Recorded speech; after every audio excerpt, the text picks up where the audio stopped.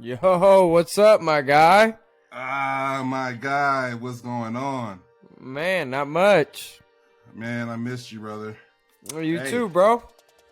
man. Well, look, ladies and gentlemen, I'm gonna start this one off by saying this: the Lions went hunting Sunday night.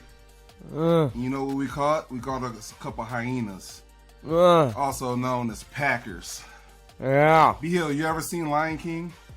Yeah? In the jungle, the mighty jungle, the lion sleeps tonight. Okay. Remember that one? That's a classic. Yeah. Here's another classic. I can't wait to be king. Ooh. Right? Yeah. Ooh, I like it. I like it. And Hakuna Matata. I have no I like worries for the rest of my days. And you know who I'm not worried about no more? The Packers. You know Yeah. why? Because the 2-0. mighty lions stopped looking like Simba and they started looking like Mufasa. So with that being said, I had to get that out. My name is Corey Hilliard. My partner in crime, Brandon Hill, also known as B Hill. You have just stepped into the house divided. If you've been here before, you know what's up. If this is your first time, Mikasa, Sukasa, B Hill, give the new people the house rules, please. You guys already know. If you don't, if you would, do us a favor. Hop down here. There's that subscribe button. Go ahead, become part of our family here at the House Divided. We got plenty of room for everyone. Also, while you're at it, go ahead and tap that notification bell so you guys can be up to date on all our newest and latest content. Also, if you like what you're hearing, you like what you're seeing, there's that thumbs up there. Go ahead and smash that for us. That helps with the algorithm to get us out there on that platform to where more people can view us. Also, as well, if you guys don't mind, hop down there in those comment boxes. We want to hear from you guys. Good, bad, right, wrong, indifferent. You know what it is around here already. So, to kind of hop into this thing, man, you did allude. Thank you very, very much for knocking out the Packers. I'm very happy that y'all did that. I can't stand Aaron Rodgers. I can't stand the Green Bay Packers as a Vikings fan. So I'm very, very pleased that y'all were able to do that. Now, with that being said, one of the first matchups, we're going to go kind of in order of when the games are played. On Saturday, you got the Seahawks at the 49ers. This is the 7 versus the 2 seed. So, you're sitting coming into this game, you got San Francisco's favored by 10 points in this game. I mean, they got Brock Purdy, who's been looking absolutely amazing in this one. You know what I'm saying? You got Christian McCaffrey, who's kind of the do-it-all running back. They got Deebo Samuel back, which they still have Brandon Ayuk, who went over 1,000 yards and 8 touchdowns on the season. So I wanted to point that out. Geno Smith, 30 touchdowns to 11 interceptions. He's got over 4,200 yards. Geno Smith had a good season.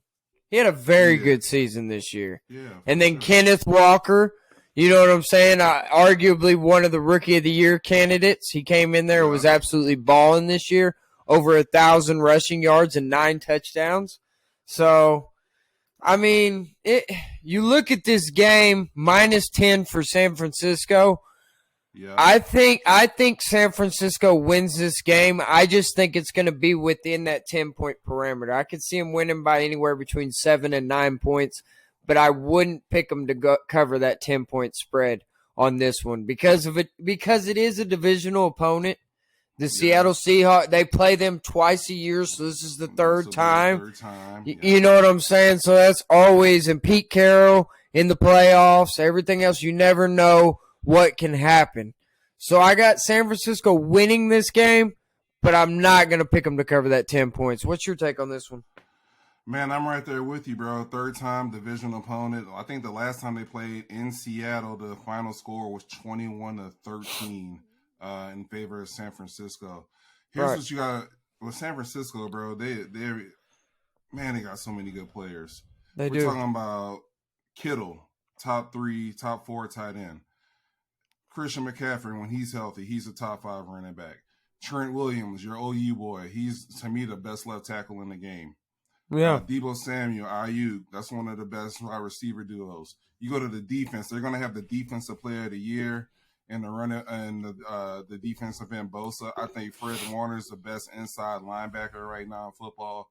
it's just going to be too much for the Seattle Seahawks to handle. Seattle went in the overtime with the Los Angeles Rams in a game that they needed to win to get in the playoffs. Right. At home, right? Right. So right. for everything that Seattle's done and everything that they've accomplished getting into the playoffs, I give them kudos. But if you're struggling with the Rams with your playoff life on the line, you're not about to beat the 49ers. I don't see it. So I got them actually covering. I got the 49ers winning by more than 10. Okay. I like that. 2-touchdown win in this one or something, 13 to 14 points. I got it like 13 points. You know what I mean? I just think they're too formidable, man. And games in San Francisco, too, is going to be too much. Okay. Well, we'll see. I just think the familiarity, the common opponent, everything else, I think that Seattle's good enough to keep it within 10. But we'll see. We both got the 49ers. Real quick, but to your point, Seattle's going to hear all week about how they don't have a chance to win this game. You're absolutely fair. So that psychology plays into their favor. They really don't, though. I hope they do. I mean, as a Vikings fan, I don't want to play the San Francisco 49ers in round 2 at San Francisco. So, I mean, there's a chance we'll see. Purdy, the first playoff game, he can come out there and have a stinker. Crazier things have happened, is all I'm saying. No, you ain't lying. So we both got the 49ers in there, no doubt about it. So we'll roll on from there. I don't think they'll cover. You think they'll cover. So we'll talk about it whenever the games are played. The next game, this is going to be the 7:15 p.m. game on NBC. You got the LA Chargers going up against the Jacksonville Jaguars in this one. This is a -1 spread, Corey. It's pretty much a pick'em game in this one.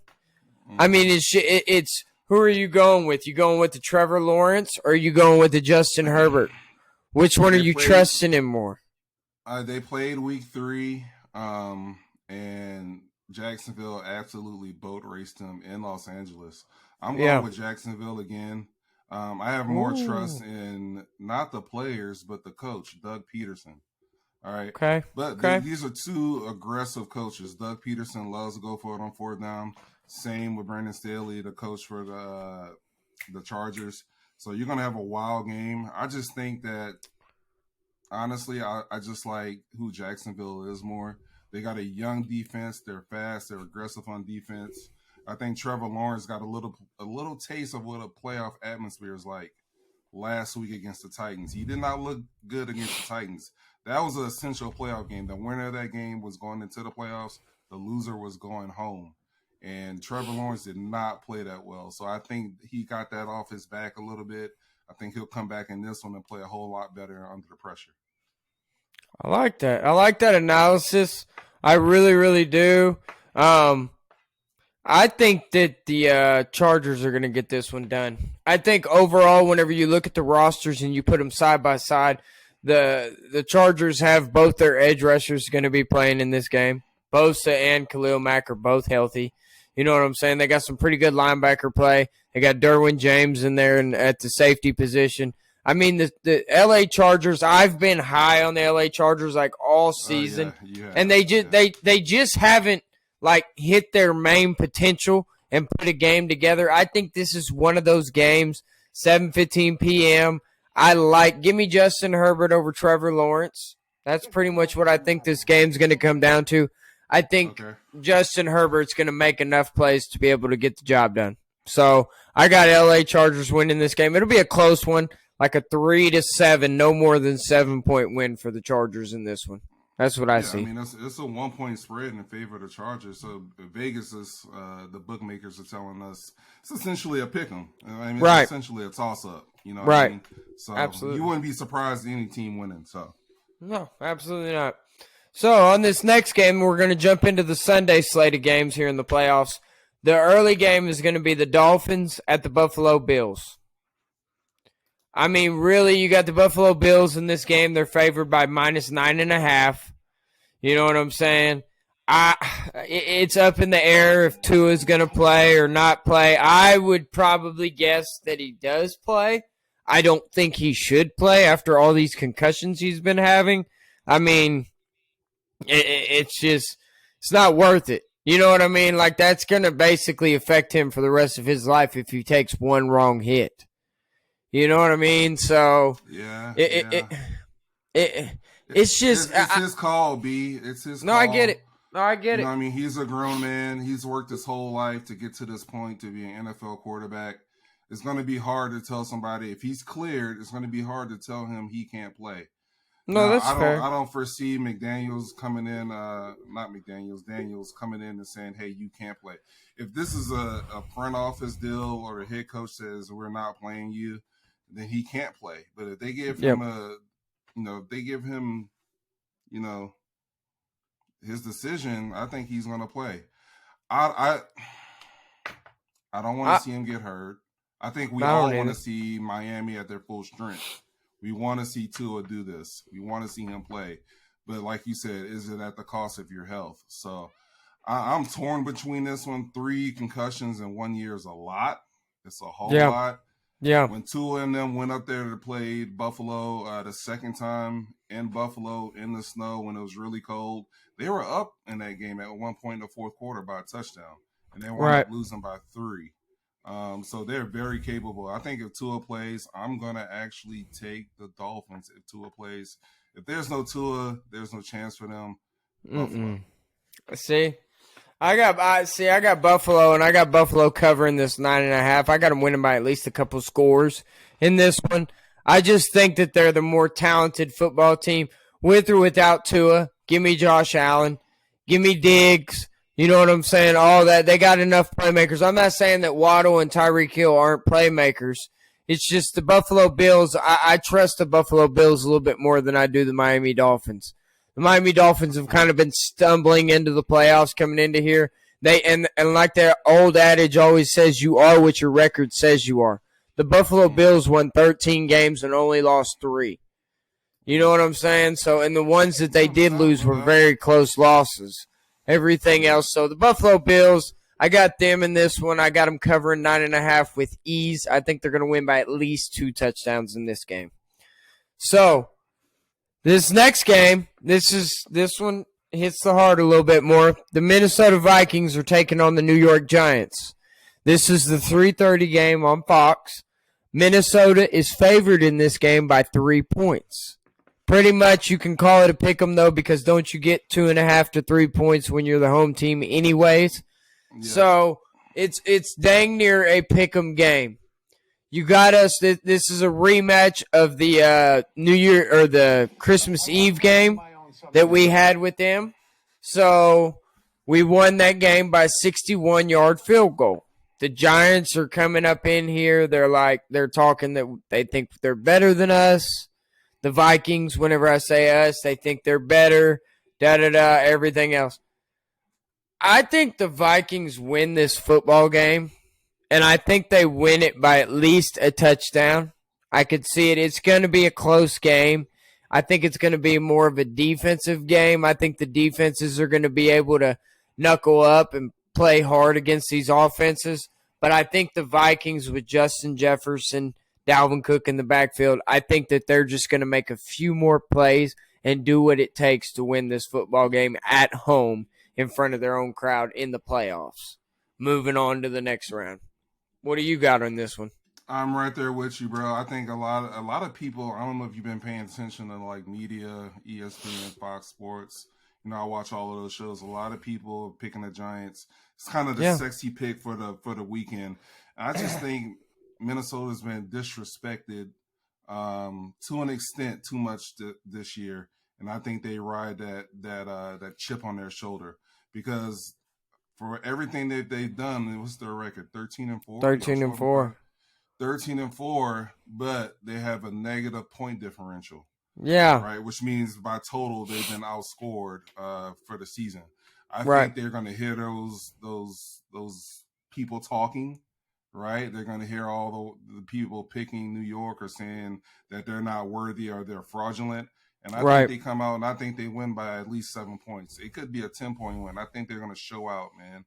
I do too. Cut it loose. I think they're going to show out. I think it's almost. I want to say statement. I don't want to say statement, but it's going to put like the rest of the league on notice. Like, hey, stop disrespecting us, if that makes sense. No, it absolutely does. It absolutely does make sense. So we both got the Vikings in this one. We both got them covering that minus 3 point spread. The next game to talk about here, 7:15 p.m. NBC on Sunday, the Baltimore Ravens at the Cincinnati Bengals. It's a minus 7.5 point spread in this one. Corey, I actually think that spread is a little too low. I think you could put the spread at 9.5, 10 points in favor of Cincinnati in this one. I just think that they're that much better of a football team than Baltimore right now. Baltimore, you don't know what team you're about to get. Is Lamar Jackson healthy? Is he going to play? You know what I'm saying? Mark Andrews has kind of been underwhelming this year at tight end. He's had some injuries, everything else. Now, Jamar Chase has had injuries on the other side, but he's been healthy as of late, and they've been absolutely balling. So, Joe Burrow, I mean, he's Mr. Cigar Guy. He's got over 4,400 yards, 35 touchdowns, 12 interceptions. I think that I got Cincinnati winning this game, and I got them winning by at least 10 points. No less than 10 points in this game, Corey. They're gonna handle the Baltimore Ravens. What do you say? I see why you're making a point. I see why you're saying all of that. But they literally just played this past weekend. Cincinnati won by 11 points. Look, the quarterback for the Ravens is essentially their third string quarterback, if I'm not mistaken, right? Huntley? No, Huntley didn't even play, bro. I mean, they were probably resting him. I haven't heard anything as far as like Lamar Jackson's health. Look, if Lamar don't play, I mean, what do we do? If he don't play, I mean, play or not play, they're not beating the Bengals. Let's just be real. Yeah, look, the kid who played for the Baltimore Ravens, his name was Anthony Brown. Man, they're not. The Bengals they have too much. This team gives them problems. This defense does give Joe Burrow problems. All right, it's a divisional opponent. This third time they're gonna see Joe Burrow. They're gonna know what they want to do. I think it's going to be closer than the spread. I think they win by like 6 or 5. I think people are going to be surprised as how well the Baltimore Ravens play in this game. But with all that being said, we're both picking the Bengals. I just think they keep it closer than what people think. I'm the other way. I think they're going to win by at least 10 points. But we shall see. It'll be interesting to watch that game. The last game that I wanted to touch on here, Corey, this is the last wild card matchup. This is the Monday night game. Cowboys at the Buccaneers. You got Dallas favored in this game by minus 2.5. If I'm a smart man in this game, you got Tom Brady on the other side, the GOAT, against Dak Prescott, who's basically been throwing interceptions left and right here as of late. I mean, he's missed 5 games this year, Corey, and Dak Prescott leads. He's tied for the league lead in interceptions. That's terrible. You can't and it's been bad interceptions. Like, it's been pick sixes. You know what I'm saying? Game against the Commanders? It was that was pitiful. That was absolutely pitiful. You know what I'm saying? Give me the Buccaneers in this game. I think I picked the Buccaneers earlier in the season to win by at least 2 scores, and they did that. I got the Buccaneers in this one by at least 7 points. No less than 7 points in this game. They are going to beat the Dallas Cowboys. Give me Tom Brady. Give me whatever the Bucs got to throw at the Cowboys over anything that the Cowboys got.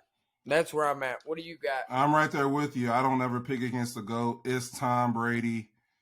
Bro, there's a thing called playoff Lenny. The one time they had a great rushing game this whole season was week 1 against the Cowboys. The Cowboys defense gives up a lot of rushing yards. That's their weak spot on their team. I think they overwhelmed Dak. Dallas does not play good on the road.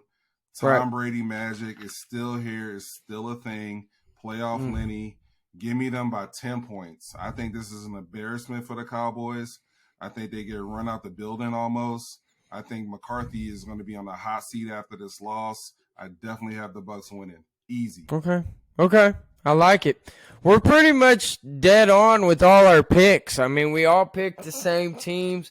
It's just we don't think some of them is going to cover. Yeah.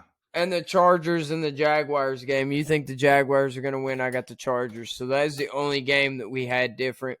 So it's going to be a wild, action-packed first week of the playoffs. Can't wait. I mean, man, I just hope, as a Vikings fan, I hope we can beat these New York Giants, man, because I'd be lying to you if I said I wasn't a little bit nervous about the game. Just because if the Giants can, like, do what they did last time and then a little better. I mean, it took a 61-yard field goal not to go to overtime with them guys. Yeah. So you should be a little worried, but here's the thing, man. And I talk about this sometimes on the show, the psychology of teams. When you sit around and you hear all week that you have no chance, that just buffers you up and boasts you up during practice. The coaches are going to play on that. You know what I mean? That as telling a professional athlete that they have no chance is just going to up the ante for them and make them fight harder. And y'all have been disrespected, man. Like, straight up, man. That's the same thing I'm saying with the Ravens. When we talked about the Ravens and Bengals, them being disrespected, right? Nobody's going to be picking them to beat the Bengals as the divisional opponent. Yeah. All of that stuff goes hand in hand, you know what I mean? So I just think y'all going to thump them, man. I think y'all going to put a thumping on them, for real. You know what? I was thinking, let's close this show out, Corey. I mean, it's not going to take really much to talk about. The college football playoff final last night, Corey. Georgia just literally mollywopped them TCU Horned Frogs, man. Like, I didn't anticipate. Me and you both. In that game, the spread was like 12.5. We both said that Georgia wasn't going to cover that spread. And, boy, we couldn't, like, have been more wrong than – I mean, that was just their second – I think Georgia could have beat them with their second string on offense and defense. I think they'd have beat them by 50 without them. Here's what I want to ask you, because I know you're tapped into recruiting. Way more than I am. Right. Was this way more, and let me preface this before I ask the question, because I'm scared to death for you in Texas now. You guys lost to this team by like 3 or 4 touchdowns. Yeah. The TCU team. TCU went into Austin, Texas on primetime. College game day was at the TCU Texas game in Austin. Right. And Texas couldn't score an offensive touchdown, dog. They won 17-10. Both of y'all are going to the SEC. All right? Right. I say all of that to say this. Was this more about Georgia's dominance? Okay? Or was this more about the recruiting gap and what the SEC is versus everybody else in college football? You know what I'm trying to ask is Georgia just like that team? Georgia's a machine. Georgia's an absolute machine.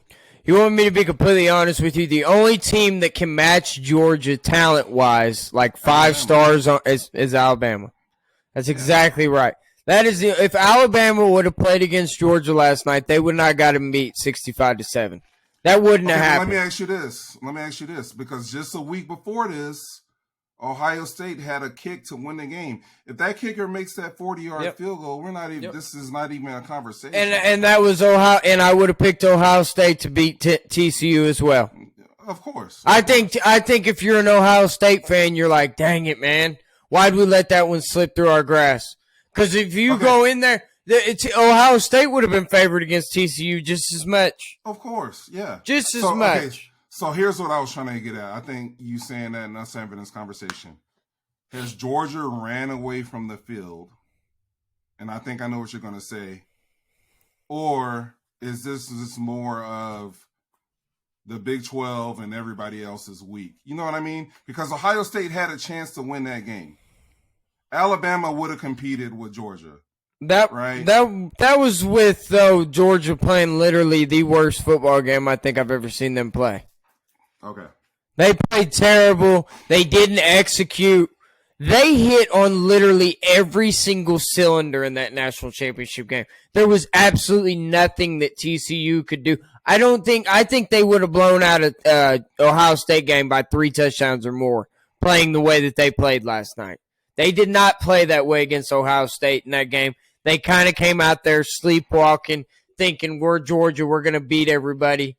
The one thing that stood out to me in that football game was before the game, whenever they talked to the head coaches of the teams, Holly Rowe, he said, we're going to go hunt. Hunt. I said that was cold-blooded, dog. When he did, and then what did they do? They were up like 50-9-7, and they're out there just running. I'm like, man, you gonna stop at like the 1 yard line? Nope. No, they busted it in there. They were not showing mercy. They put the backup quarterback in, and like second play, they threw like a dart for like 40. Bro, they were not letting up. Did you hear the pregame speech by Kirby Smart? What's that? The pregame speech. It got leaked. His pregame speech to the team. Pregame speech, Kirby Smart to his Georgia Bulldogs before they left the locker room. It is, bro. It'll have you running through a wall, dog. Kirby Smart, go look it up. It's all over TikTok. It's all over YouTube. It's and the second thing before we close the show out, the second thing that stood out to me, if you watch the post game or I think it was halftime or post game, David Pollack sitting right next to Nick Saban. Oh, he said Georgia has taken over college football, and the look on Nick Saban's face, it was either a look of like or just wait. Because from what I've been hearing, Alabama just had like the best recruiting class ever, right? Yes, they got 7 5-stars coming in. That's never been done, right? No, nobody's ever put a class together like composite rating, score-wise, all added together. Nobody's ever put together a class like what Alabama's about to bring in. Okay, so since you're the college football expert, let me ask you this before we close out. What's that? Does Georgia get 3 in a row? Or do we see Alabama stop that run? And if you got Alabama, who's the team next year that stops them from winning 3 in a row? I think Georgia does win 3 in a row. That would be my early pick right now. Right now going into next season. I mean, look at what they just displayed last night. Look at it. He's got the number 2 recruiting class. You know what I'm saying? Yes, Alabama's number 1. Guess who's number 2? The Georgia Bulldogs. Right there behind them. They've got just as many. They don't have all the 7 5-stars. Alabama, the way they recruited this, it's just Nick Saban has still got it. They're definitely going to be a problem. But I think Georgia, I mean, dude, they just won back-to-back with Stetson Bennett.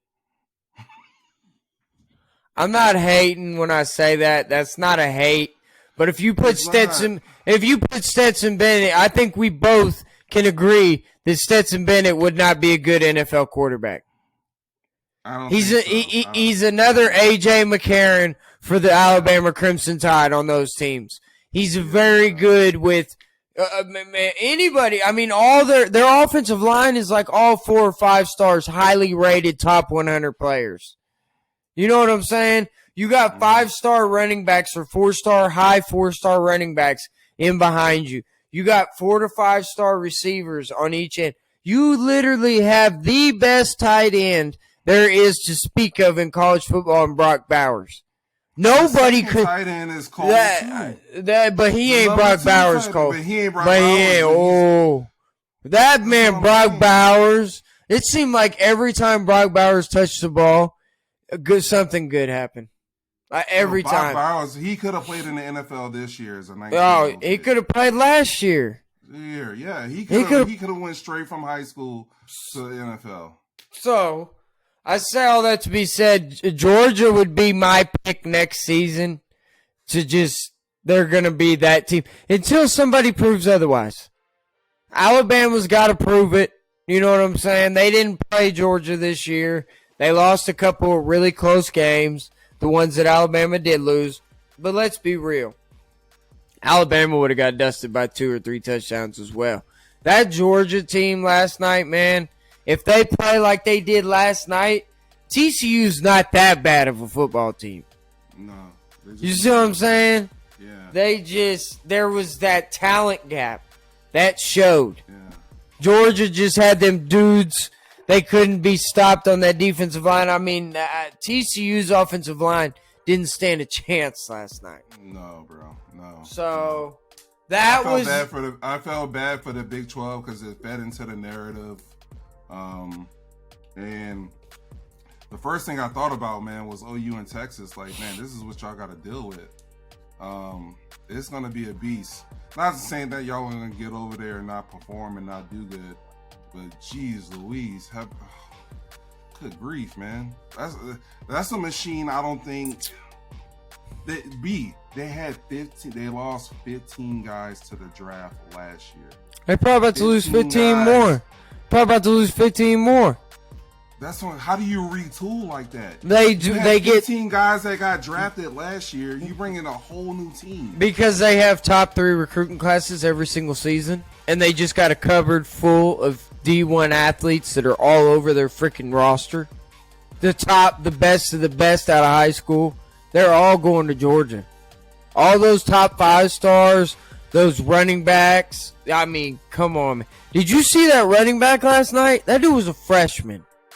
That Robbins, that dude, he's a freshman, Corey.